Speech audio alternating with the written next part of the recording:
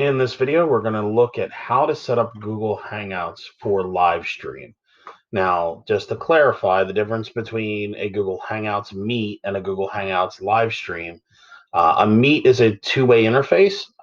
You can obviously mute people and shut off their webcams, but it's still a one-to-one in the sense that they connect to the session, you host the session, and there is interaction between between the parties. I shouldn't say the two because it can be up to 100 users, but between the members of that meeting.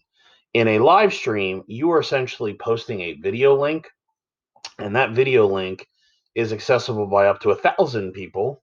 However, there is no communication. There is no two-way. There is no back and forth, meaning there's no chat, and there's no way to have dialogue via the phone dial-in or via the computer during the session. So it's another way to do a screencastify, but live more or less.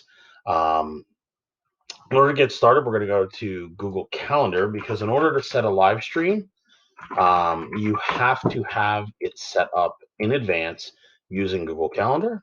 So I'm going to go into Google Calendar, and again, I'm going to pick today. It is once again late when I'm making these videos, but I'm going to go ahead and set up 10 o'clock meeting.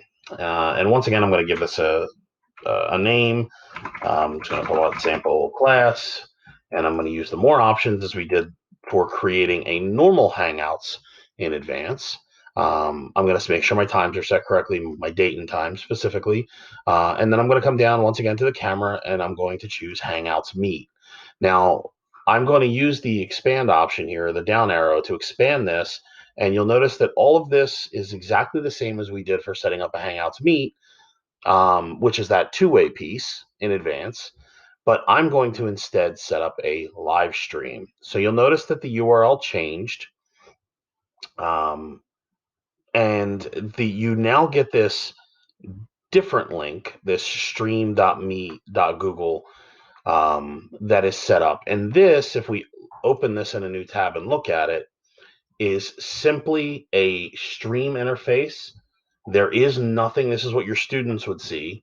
There is nothing in there for them to interface with. You'll notice that they don't have the toolbar at the bottom. They don't see the members of the event. They don't see any of that. It is strictly a view-only experience for the student. From your perspective, it looks the way it would normally. So you would come in here and you would either shut off your camera, you would join, and now the stream is, you get a message that the organizer scheduled this meeting to be streamed. Would you like to start streaming? So you click start streaming and you hit start streaming. And at this point, you'll notice that you have this little live indicator here.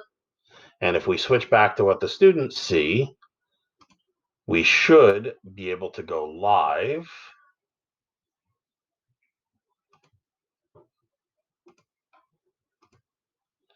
And we can see that we are now live.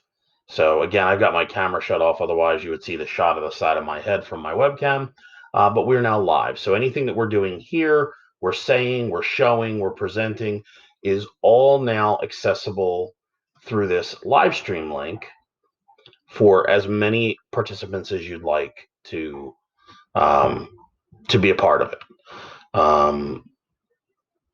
Keep in mind, again, the live streams are just a one-way download. You can still, in addition to students having the live stream link, you can still have them join the session. However, obviously, anyone who's using the live stream gets a very slimmed down view-only view. At this point, the only difference between the normal event or the normal stream, the normal Google Hangouts Meet, and a live stream is that you want to stop the live stream. So if you hit the three dots in the corner, you want to stop streaming. And then this will say, are you sure you want to stop streaming? Stop. Excuse me. Upon doing that, the users here will update momentarily and you'll see that the live stream goes away. And that is it. The meeting is still happening. However, it is not live at this point.